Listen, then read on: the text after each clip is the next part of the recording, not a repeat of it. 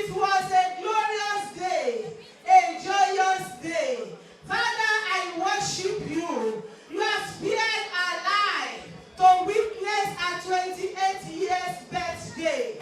Father, I thank you because you've been with us. You've been behind her. You've been a rock, a solid rock, a banner, a salvation. Father, I thank you because you have given me another opportunity to witness our birthday. Thank you because I am alive even to celebrate with her today. I worship your holy name. I bless you, God. I thank you, God. Okuto ti ku kò lè yìn ọ́ Jésù. Torí pé mo wá yìn ọ́ o Bàbá. Aláyé ló máa yìn ọ́ o. Òkú kò lè yìn ọ́. Aláyé ló máa yìn ọ́ o. Òkú kò lè yìn ọ́. Òkú tó ti kú kò lè yìn ọ́ Jésù. Òkú tó ti kú kò lè yìn ọ́ Jésù. Torí pé mo wá yìn ọ́ o Bàbá. Aláyé ló máa yìn ọ́ o. Òkú kò lè yìn ọ́. Aláyé ló máa yìn ọ́ o. Òkú kò lè yìn ọ́. Thank you, Lord, because we are all alive today to celebrate this wonderful day, this glorious day. Naomi, Chilekola has been a wonderful child. She has been blessed right from womb. She's endowed. God is with her.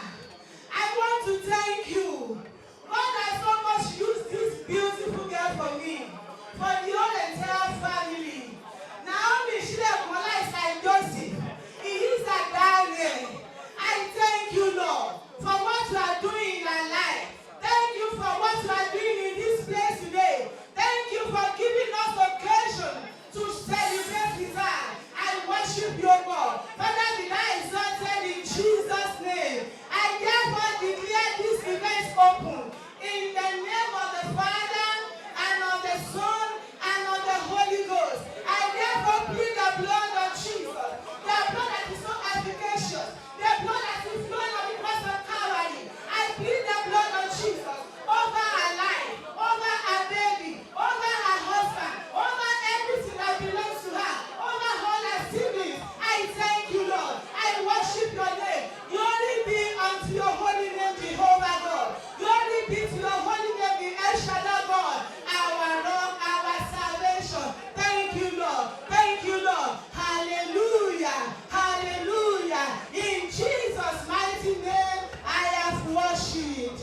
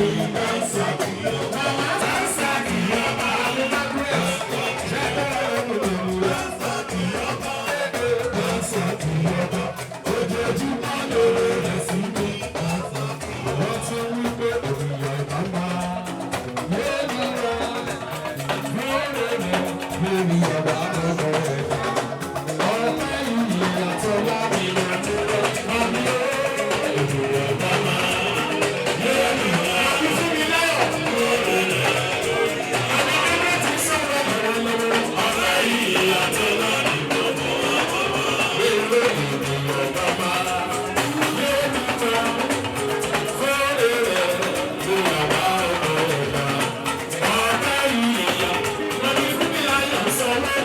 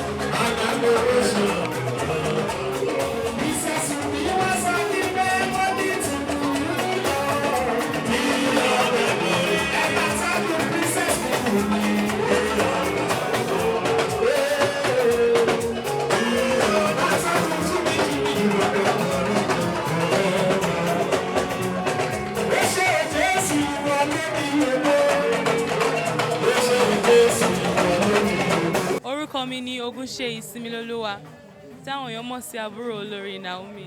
Olori Naomi jẹ́ èèyàn kan tí ó fẹ́ràn láti máa ran èèyàn lọ́wọ́. Ẹní yìí ni ọjọ́ ìbí wọn.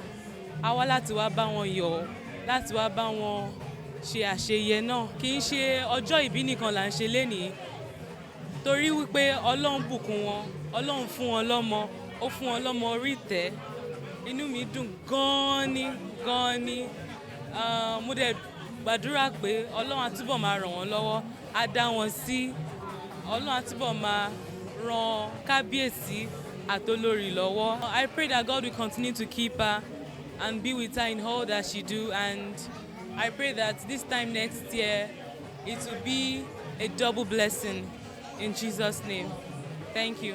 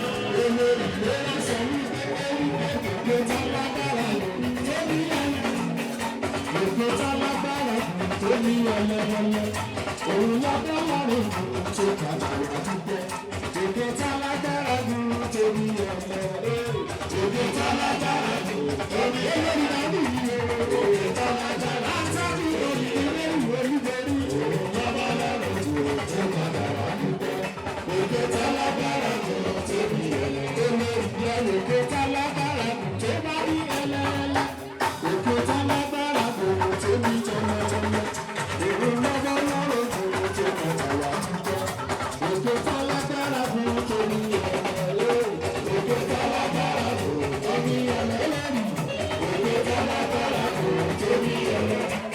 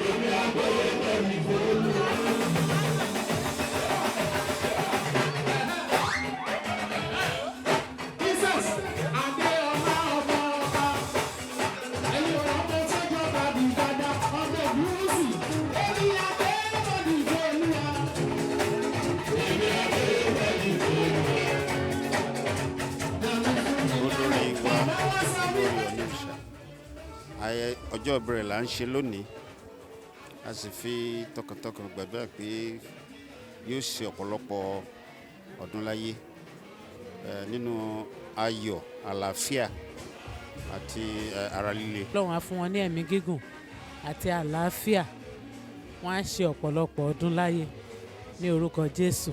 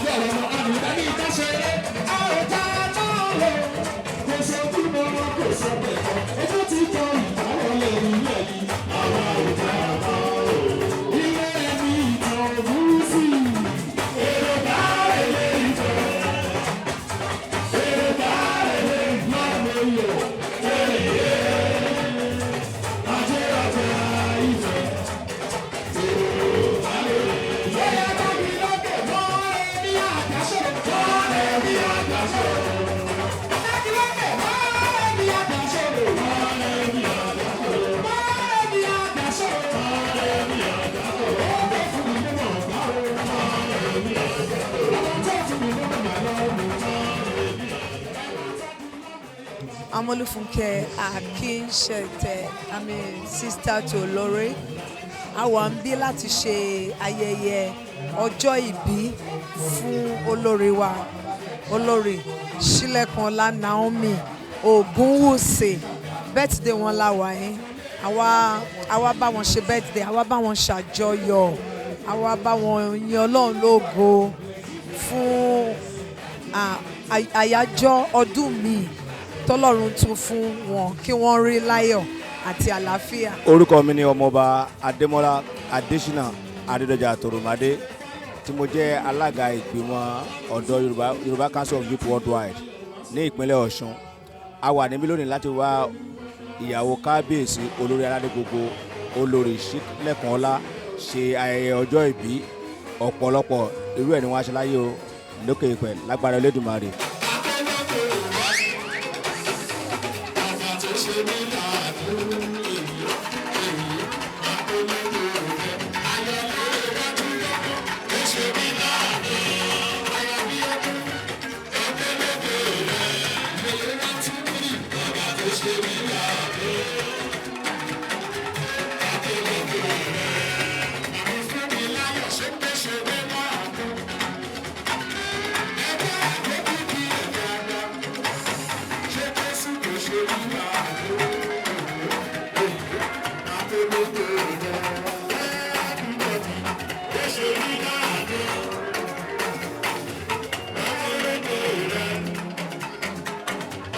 Show me now.